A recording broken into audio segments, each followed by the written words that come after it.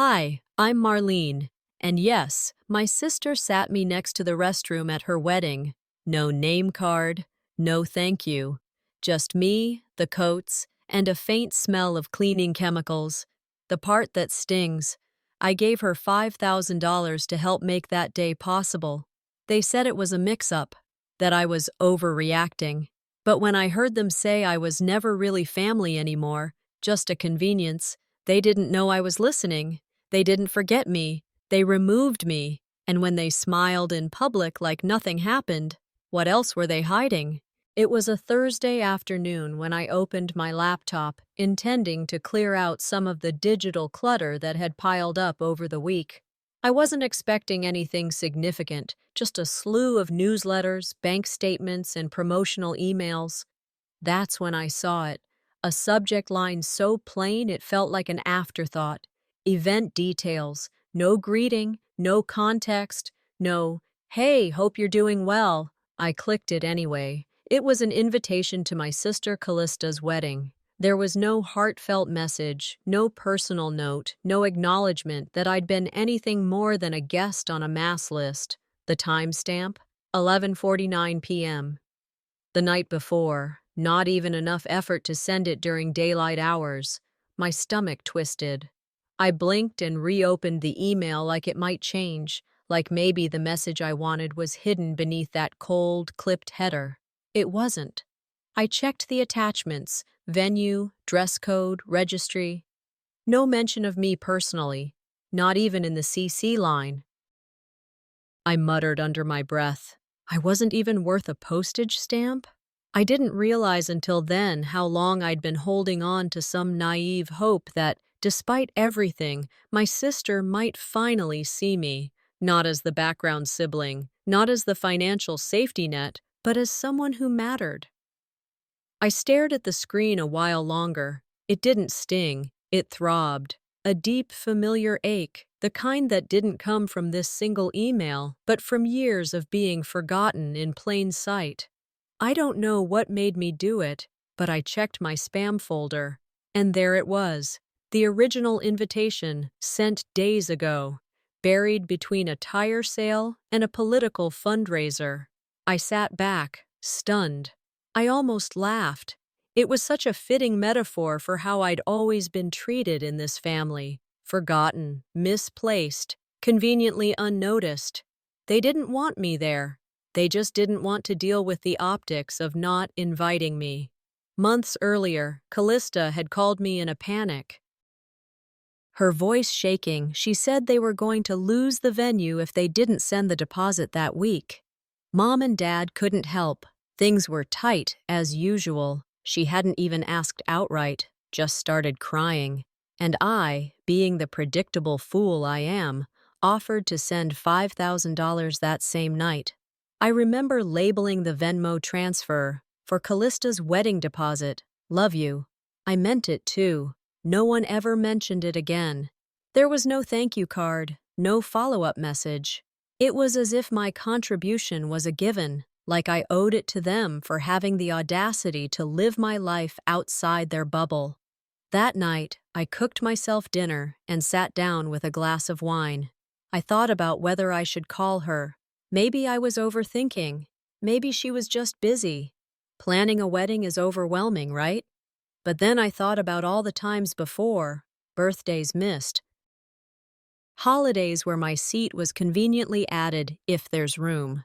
The time she posted about her only sibling being her sorority sister.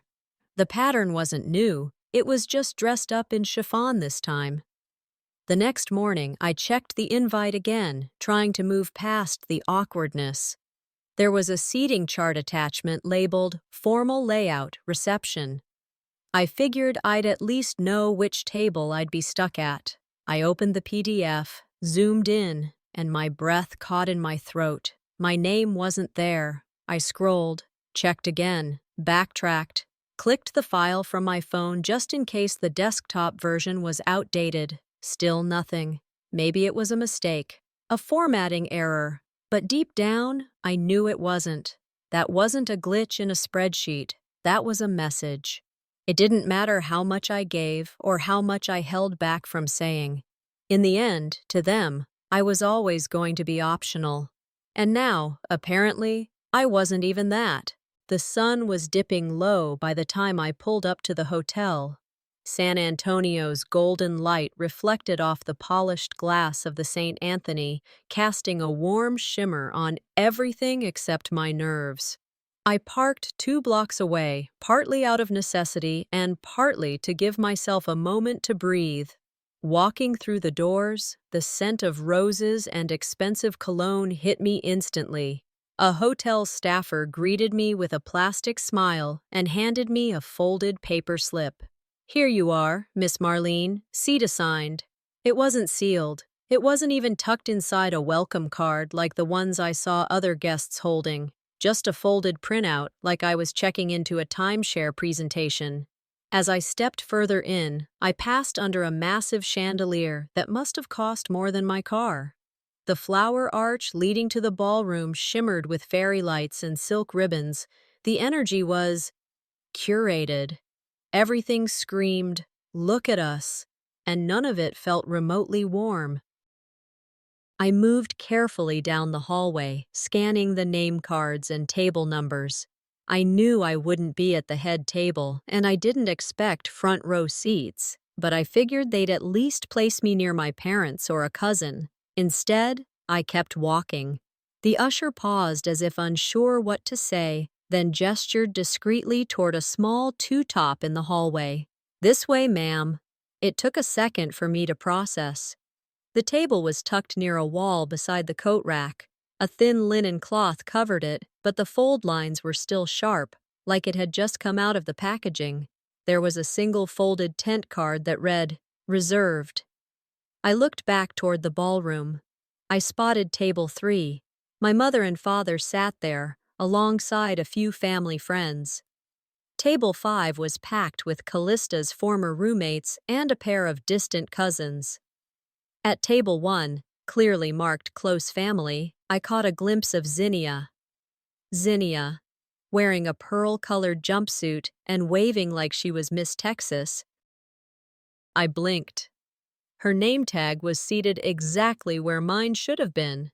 The same seat I had asked Vera about last month when I called to confirm if I'd be seated near Dad, who has a hearing issue. "Don't worry," she'd said. "Of course you'll be with family." Apparently, family meant something different now. I turned to the event planner, a young woman balancing a clipboard and an apologetic expression.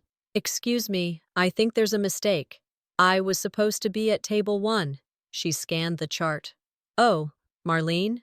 Her eyes darted to the small table beside the restroom hallway. "Yes, you're just over there." Over there. Not even a glance to confirm if I was okay with it, just a soft push to the margins. Somewhere between the coats and the exit, I sat down. I didn't cause a scene. I didn't demand answers. I did what I've always done when they made me feel small. I went silent and watched. I watched Callista float past me with her entourage, pausing for photos, squealing in delight as she posed with a bridesmaid who once called me emotionally unavailable. I watched my mother kiss Zinnia on the cheek and hand her a mimosa. I watched a childhood friend of mine sit at table 4, laughing at some joke Vera told, as if I didn't exist 2 feet behind her. No one saw me. That part was clear. I pulled out my phone, opened our family group chat. The last message from Callista was from 4 weeks ago, a single thumbs-up emoji in response to me asking if she still needed help finalizing the playlist. No follow-ups, no thanks, not even a "see you there." They didn't forget me. They placed me. I was the piece that didn't fit in the frame, so they set me aside. 10 minutes later, Callista appeared, bouquet in hand and sparkle in her eyes. She gave me a quick once-over, then forced a smile. "Hey, you made it!" I returned the smile with precision. "Sure did."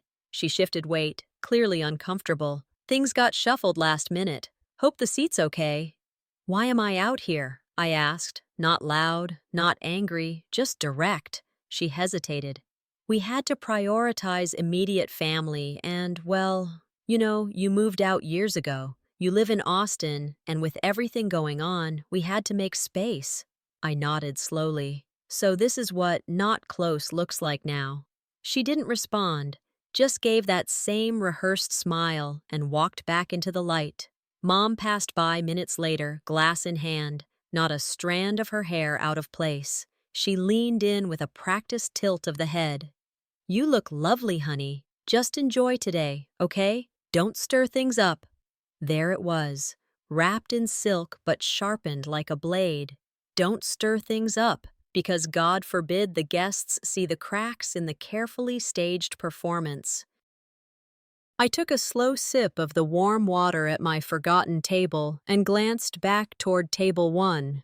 That's when I saw Zinnia, my replacement, sipping champagne from a crystal flute, blowing kisses toward the photographer. 6 months before the wedding, I got a call that started with sniffling and silence. The kind of silence where you already know what's coming next. I was sitting at my kitchen table, sipping on lukewarm coffee and sorting through tax receipts when Callista's name lit up my phone. She never called just to talk. "Marlene, I don't know what to do," she choked out. "The venue needs a deposit by tomorrow. Mom and Dad said they can't swing it this month." I leaned back, my fingers tightening around the mug. I'd just received my quarterly bonus. Nothing life-changing, but it was enough to breathe easier for a bit. I should have asked questions. I should have said, "Let me think." But instead I replied, "I've got it. I'll send it tonight." There wasn't a pause of hesitation on her end. "Thank you. Seriously, you're a lifesaver. I owe you so much." She never said how much, just so much. And that was the end of it. That night, I transferred $5,000 to Vera's account.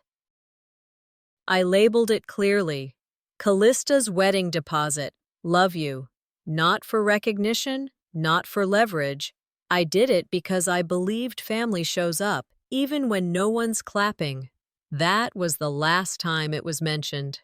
In the months that followed, I got occasional group texts about tablecloths and cake flavors, but nothing specific. No more phone calls, no meetings, no, "Hey, could you help pick out flowers since you have such good taste?" I had helped with the floral designs anyway, over Zoom, while they half listened, scrolling Pinterest on the side. I remember offering to look over the contracts. I reviewed 3, found a clause in one that would have charged them double for a Saturday night, saved them from a financial disaster. Again, no acknowledgement. Just silence. Then came the social media rollout. A flood of pre-wedding photos. Callista posing next to Vera, champagne in hand, tagged with #mother of the bride.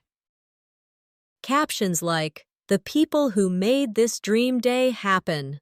I wasn't in any of them, not even a casual thanks to those behind the scenes.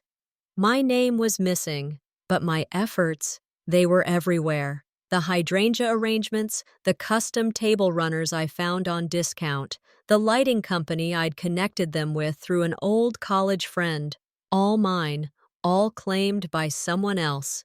I scrolled through one post in particular. Callista stood beside Zinnia, arms linked. The caption read, "Couldn't have done it without my chosen sisters." My stomach turned.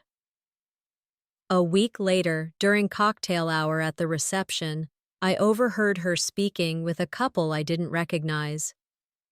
"Oh, that's Marlene," she said, gesturing vaguely toward me. "She's just a close family friend, helped us with a few of the logistics stuff." Not my sister, not the one who saved us from losing our venue, just some helpful acquaintance. I stood there, holding a flute of flat Prosecco, feeling my grip tighten with every word. It wasn't the insult. It was the erasure. There's something uniquely cruel about being reduced in public by the people who know exactly how much you've given in private. I kept playing her voice in my head. Just a close family friend. She said it without blinking, no discomfort, no shame. And in that moment, I felt the kind of clarity that doesn't come with time. It comes with exposure.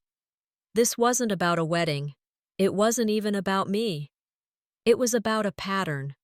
The same pattern that showed up at her graduation years ago, when I helped pay off her tuition balance and she stood at the podium thanking every mentor and cheerleader in her life, except me. The same pattern that emerged every birthday I sent gifts that were never opened until weeks later. Every call that was always answered with, "Sorry, I've got something. Can I call you later?" That never came. When you're always the strong one, people stop asking if you're tired. And I was tired, not from giving, but from being expected to do so in silence. Sitting there at that offbeat table, watching strangers raise glasses to the version of her that she polished for the world, I finally admitted something to myself. Maybe I wasn't meant to be in this family's highlight reel. Maybe I was just the crew behind the scenes, holding lights, steadying frames, never once stepping into the shot. For the first time, I stopped hoping she'd say thank you. Instead, I started thinking about where I'd go when I finally stood up and walked away, not because I wanted to hurt them, but because they'd already decided I didn't belong. The music had dipped into that soft, orchestral hum just before the toasts, the kind of music designed to keep people comfortably distracted, to lower voices, to smooth out edges. I sat quietly at the hallway table, the air smelling faintly of perfume and lemon-scented hand wipes from the nearby restroom. My fingers tapped slowly against my glass of water. Then I saw her coming. Vera.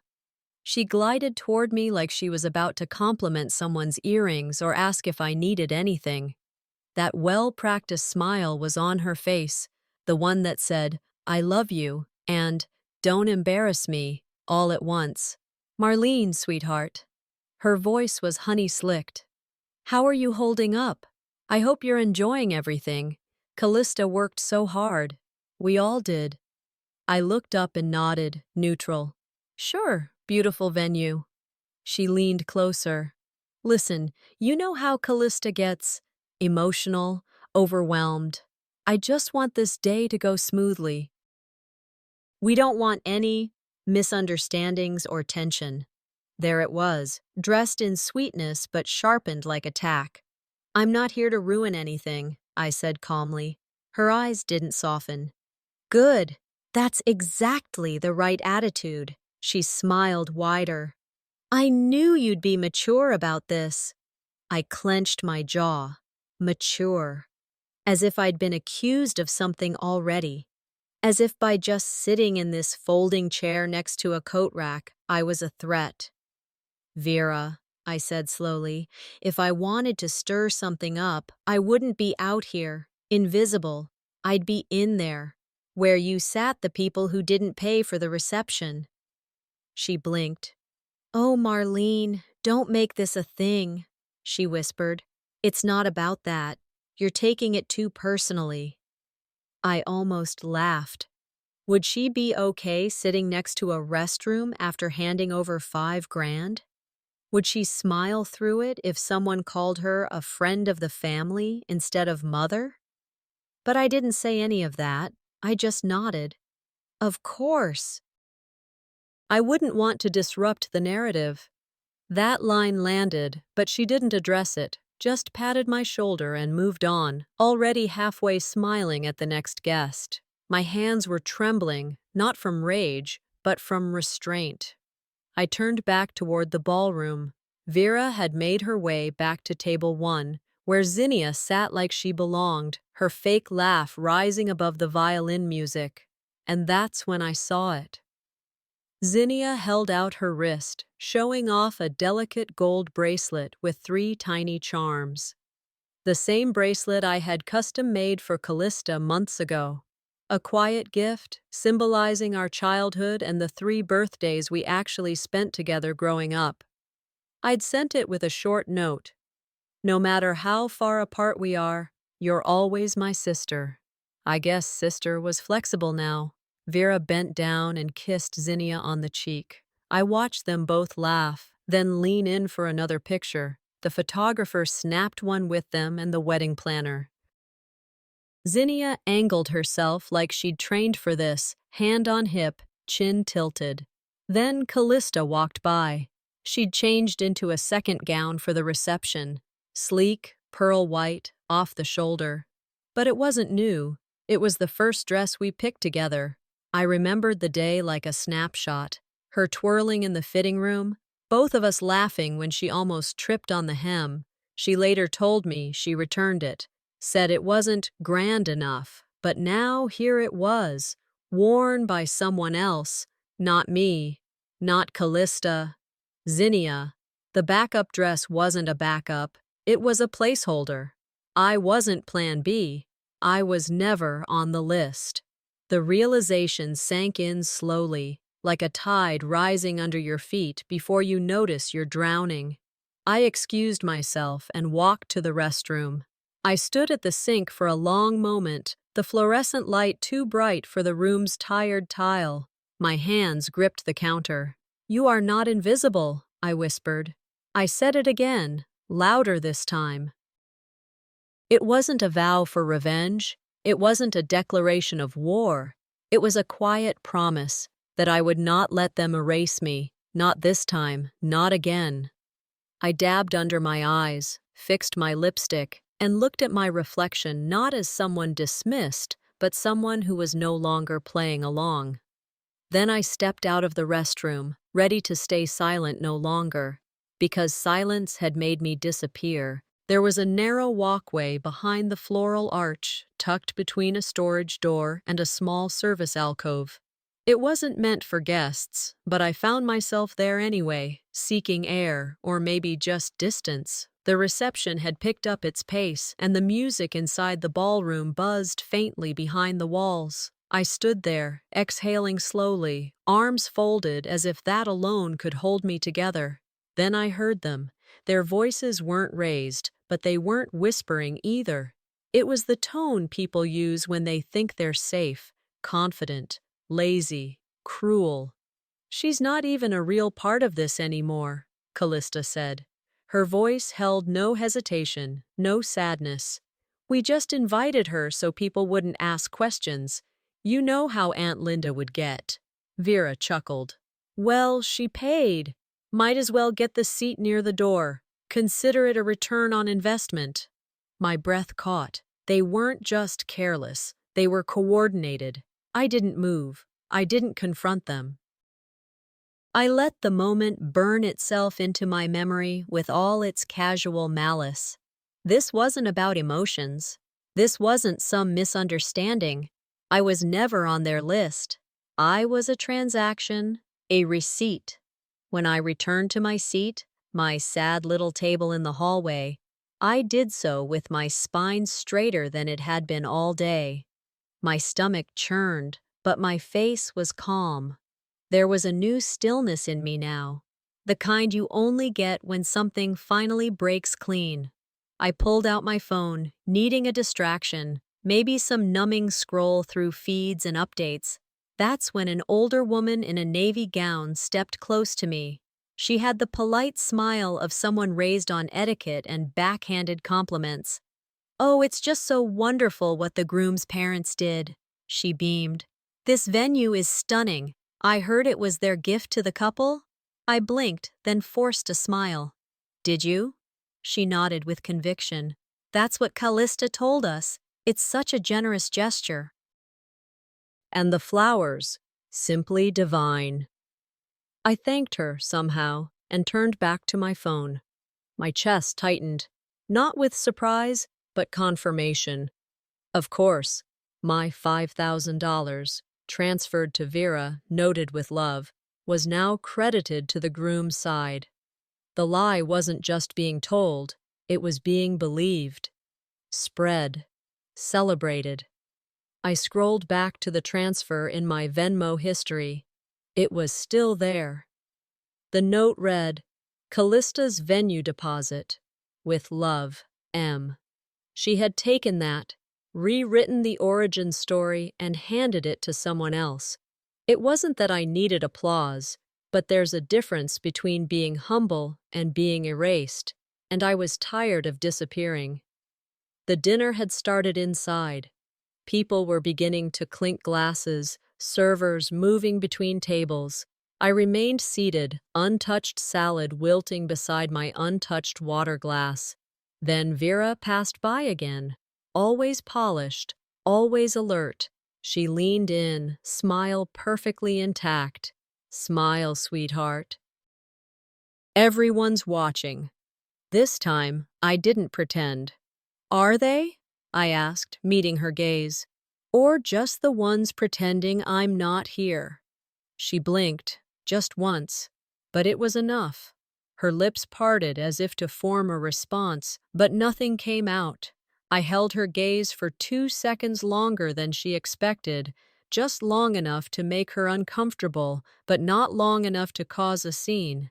Then I turned away and took a sip of my now warm water. It was subtle, no yelling, no grand moment, but something shifted. I hadn't raised my voice, hadn't demanded anything, but I also hadn't played along. Not this time. And Vera knew it. She walked away without saying another word. It was then I realized I hadn't started a war, but I'd stopped playing dead in theirs. The ballroom had dimmed slightly, the music shifting to a low instrumental version of something vaguely recognizable, probably to signal that it was time for dinner and quieter conversation. I stood near the bar, watching the way the light hit the backs of people's heads as they laughed, toasted, posed for the roaming photographer. My phone buzzed. I pulled it from my clutch, expecting some random email or automated reminder. It was from Talia. Saw your name on a card earlier. Someone ripped it and swapped zinnias over it. I took a photo. The message hit harder than I expected. I opened the image she sent. There it was, a tent card, jagged at the edge, as if it had been peeled off in haste. My name, my handwriting, from the place card I had mailed in per Vera's decor guidelines, was still partly visible under the new printed label that read, Zinnia Morrison. They hadn't forgotten me. They covered me. My jaw locked. Not from shock, but from sudden, complete clarity. This wasn't a mistake. This was choreography. I scrolled back to the Venmo receipt, $5,000, labeled clearly. That moment came flooding back. The way Vera said she'd make sure I had a good spot near the family table. Of course you'll be seated with us, she'd said. You're her sister. Sister.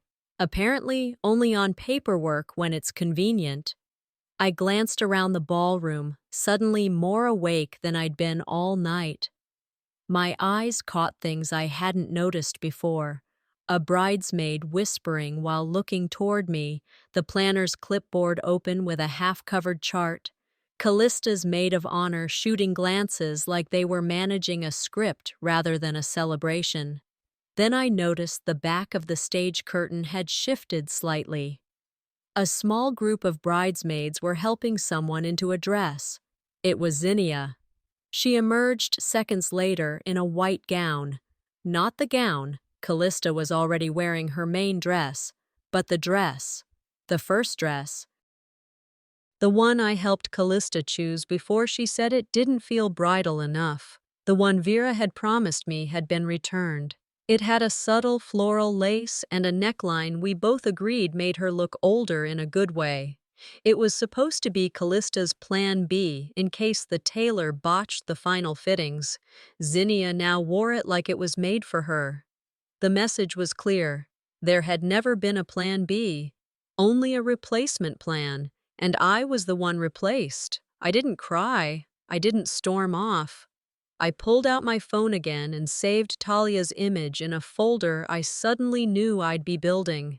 I mentally noted where the planner had tucked the guest list and how the photographer was skipping past my table on purpose. I was no longer watching this like a sister. I was watching it like an archivist. I had everything I needed. Every breath I'd held back was now ammunition. They wanted me quiet. They should have known I'd been recording everything in silence. As I slipped back into my seat, the smile I wore was no longer one of submission. It was observation, calculation. Let them toast and smile and shine under chandeliers bought with the money they erased me with. Let them laugh over plates I paid for while pretending I wasn't seated a few feet from the janitor's closet. Let them think I wouldn't speak. They made me invisible, but I was about to become the one thing they didn't prepare for, undeniable. The dessert table was just out of reach from the main ballroom, positioned like an afterthought near the hallway arch. That was where Mitchell found me, between a tiered platter of mini cheesecakes and a silence I'd wrapped myself in for too long. He didn't smile, didn't do the usual small talk. He leaned in and kept his voice low. "I saw the chart," he said. "Your name wasn't moved. It was scratched out. I checked twice." I turned to him slowly. "You sure?"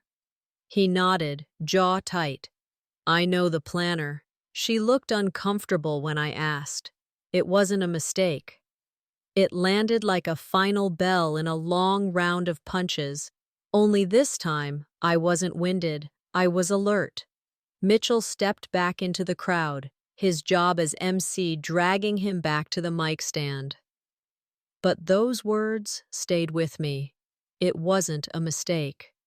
For the first time all night, someone on the inside saw it and said it. I wasn't crazy. I wasn't sensitive. I was cut out, and I wasn't the only one who noticed. I made my way toward the water station, needing space. That's when I felt a hand brush my arm gently. Aunt Darlene. She didn't look around. She didn't perform affection. She just stood next to me like someone who had run out of excuses to stay quiet. "You paid, didn't you?" she asked, voice low, nearly drowned out by the background chatter. I paused. "Yeah." I saw the Venmo. Vera showed it to me, accidentally, I think, a few weeks ago. I asked about it, and she brushed it off, said not to worry, that everything was handled. Darlene sighed. "I didn't want to get in the middle, but they're trying to erase you, and that's not something I can pretend I didn't see anymore." I stared at her. There was no drama in her tone, just exhaustion, maybe regret. "The silence isn't neutral," I said quietly. "It picks a side." Her eyes welled for a moment, then she nodded and walked away. I didn't feel vindicated. I felt sharp, focused. Everything I'd heard that night, everything I'd seen, they weren't flukes. They were coordinated moves. And now I had allies. It was cake-cutting time. The lights dimmed slightly, and the photographer repositioned. Callista and Warren stood center stage with matching forks and forced laughter. I slipped through the tables, pausing at Mitchell's side as he stepped down from the mic to take a breath. I handed him my phone. Talia's photo was on the screen, my place card, torn and half covered. "If anyone asks who paid for this reception," I said quietly, "send that." He looked at the photo, then at me. "No mic drop?" he asked. "Not yet." He nodded and slipped the phone into his inner jacket pocket. They played their hand in daylight. I was playing mine in shadow. The toasts were about to begin. Vera, ever composed, was reviewing a printed speech from her seat. She reached for her phone casually, like checking lipstick. The screen lit up. I watched her face change. Her eyes froze on whatever message she read. Her lips parted slightly. Her hand faltered for just a moment before she recovered. She looked up and scanned the room until she found me. I didn't look away. The cake was done, its outer perfection sliced and served to everyone who'd smiled for it, posed near it, clapped when it was cut. The room dimmed just slightly, a soft glow cast over the ballroom as the MC, Mitchell, returned to the mic. His voice was smooth as always, but I saw the small tension in his shoulders. Callista stood beside him, perfectly poised. She held a champagne flute in one hand and raised the mic with the other, like it was a tiara. "I just want to take a moment," she began, "to thank all the amazing people who made today so special. My bridesmaids, my wonderful new in-laws, and of course, my amazing mother." She turned to Vera, who dabbed her eyes with a cocktail napkin as if she hadn't just been spinning this wedding like a PR campaign. "Mom," Callista continued, "you've been my rock, my guide, my everything. I don't know how we would have pulled this off without you." "And to Vera's book club," she added with a grin, "for organizing the bridal brunch. Iconic."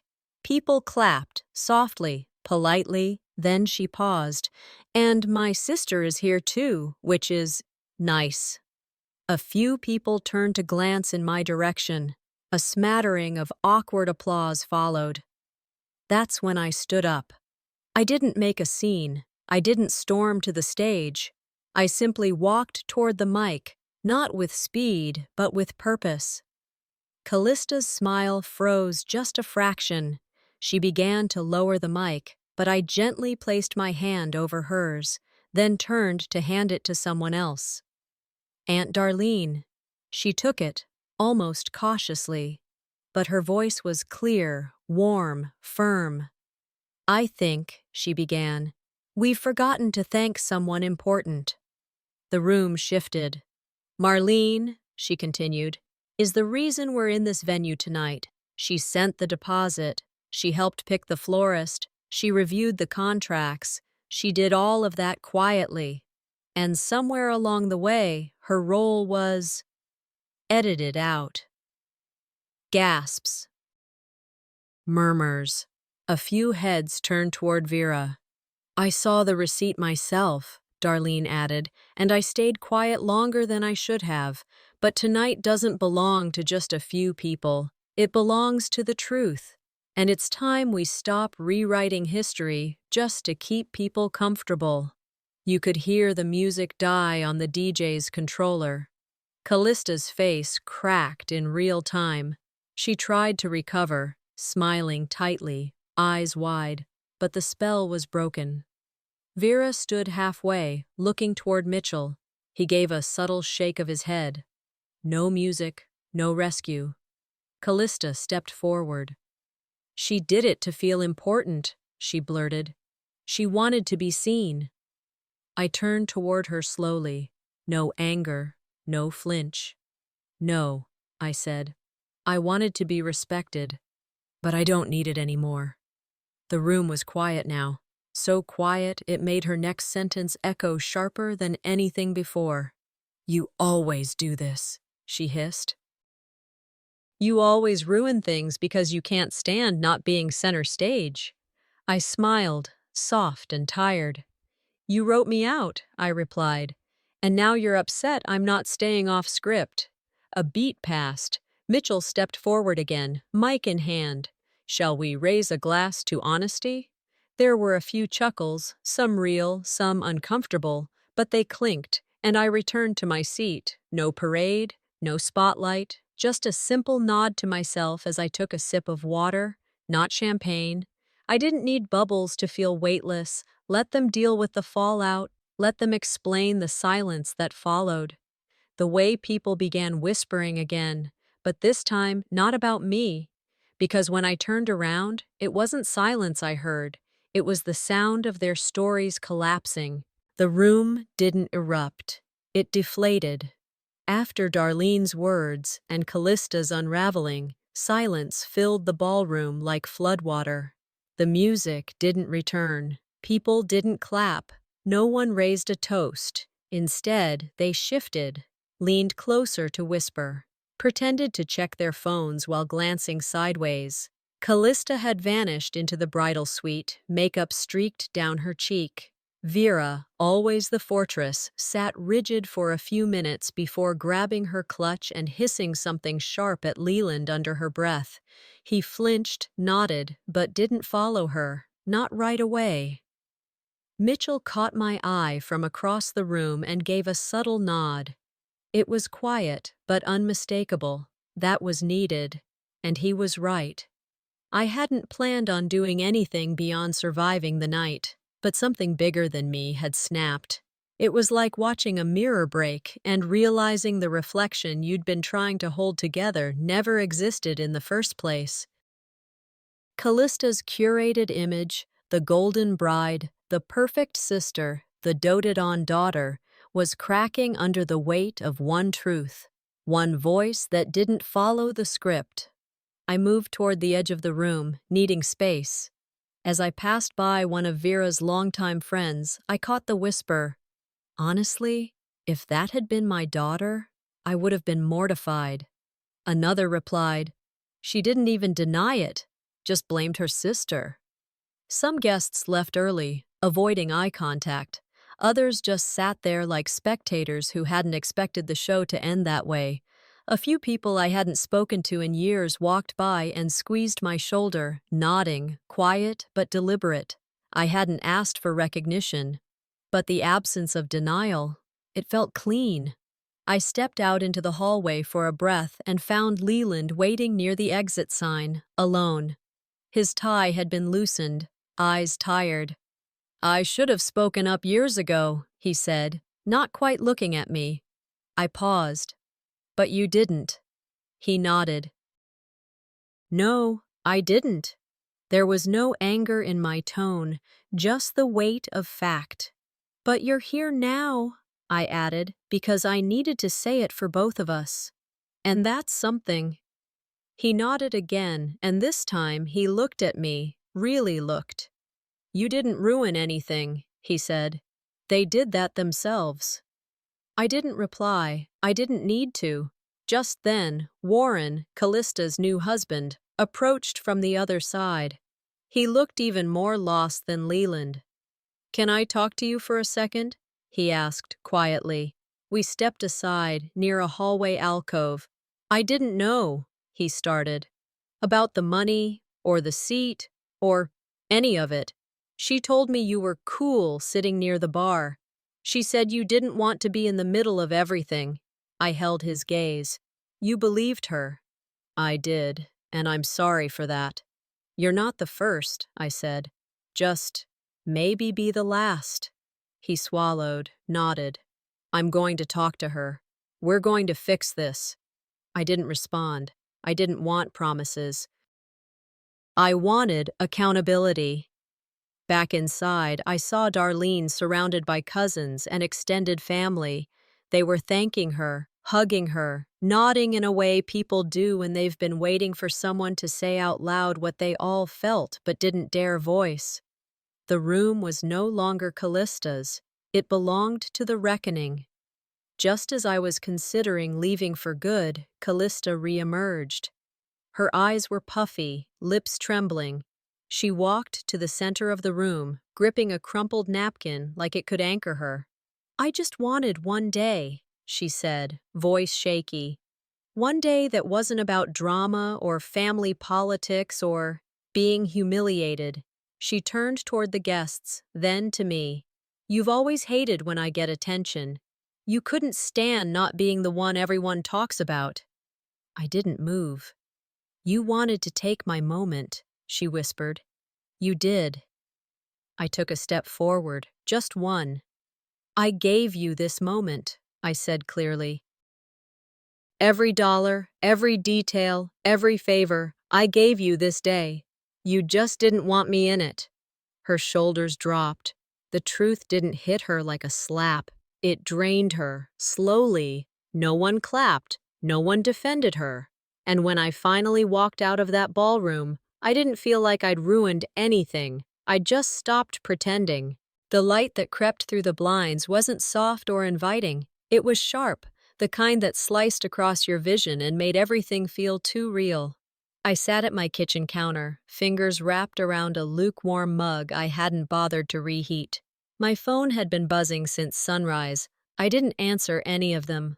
Vera, Callista, Leland, even a couple of cousins I hadn't heard from since the last funeral. One text after another. Some were vague.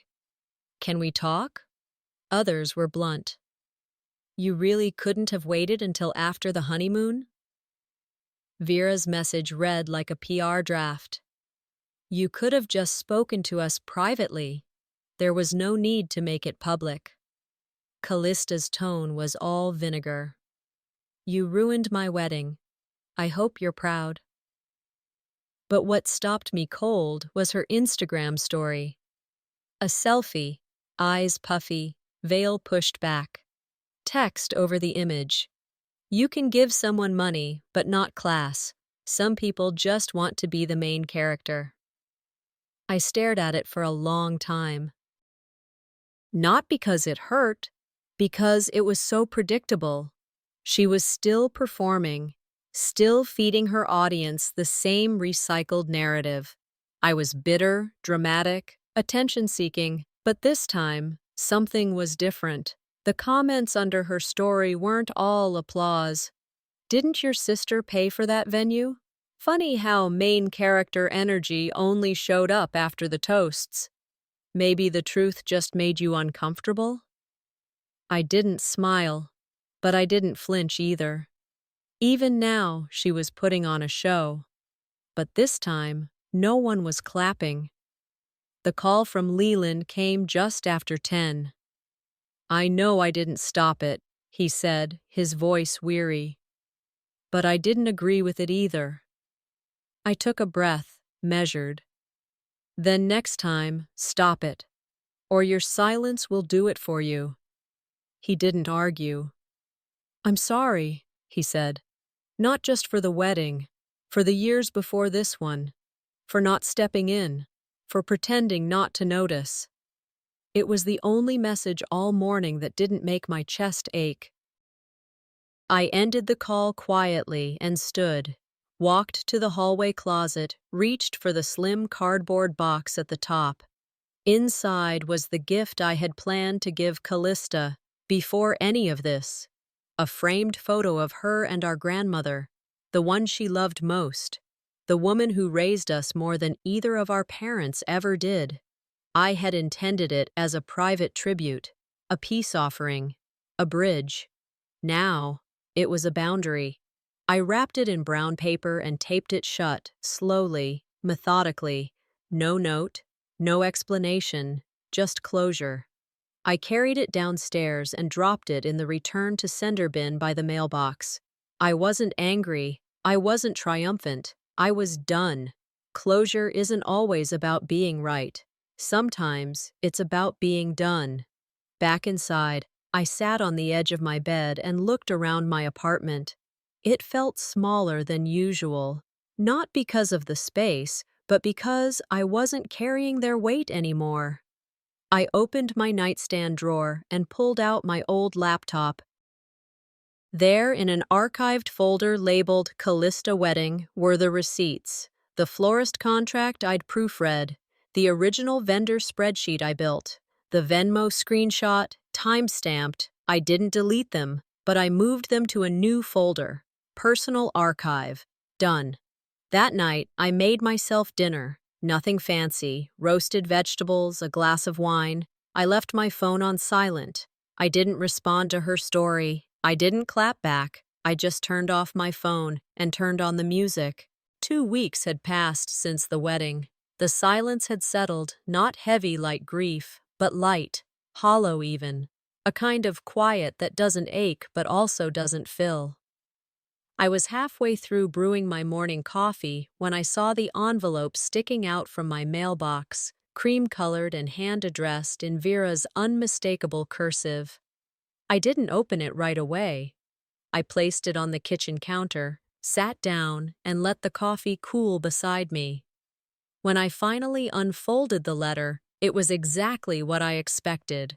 Measured, controlled, passive. We're sorry you felt unwelcome. Emotions were high, and unfortunately, mistakes were made. This isn't the legacy we want as a family. Not a single direct apology, just the soft language of someone trying to sweep up glass without acknowledging who shattered it. I folded it carefully, set it beside the sugar jar, and didn't pick it up again. That wasn't an apology. That was a cleanup effort. Later that afternoon, my phone buzzed. A message from Leland. "I'm not sure what to say," he wrote. "But you were right. I should have stood beside you. I still can if you'll let me." My response wasn't cruel. It was clean. "I'm not angry, but I'm not returning to what broke me." He replied with a single word. Fair. It wasn't a conversation. It was a release. Forgiveness, I've learned, doesn't always mean reconciliation. Sometimes it's the simple act of no longer carrying what was never yours to hold. That evening, I walked into the local library's community room for a writing group I'd signed up for on a whim. The room smelled like old carpet and fresh markers, a mix of nostalgia and new beginnings. A circle of folding chairs waited, and I picked one near the back. They asked us to write something short. "Anything you've been holding in," the facilitator said. When it was my turn, I didn't read the dramatic parts. I didn't describe the ballroom or the betrayal or the moment the mic passed through my hand like lightning. I just told the truth. When I finished, the room was silent, not stunned, not judging, listening. A man with a gray beard across from me leaned forward, eyes glassy.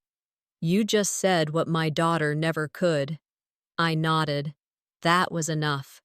The walk home was quiet, streetlights humming, dogs barking 2 blocks down, the hum of crickets where the city paused. I didn't think about Callista or Vera. I didn't think about the wedding or the stairs or the whispers. I thought about how, for the first time in years, I had said something for myself. Back in my apartment, a small package waited at the front door. No return label, just my name in familiar script.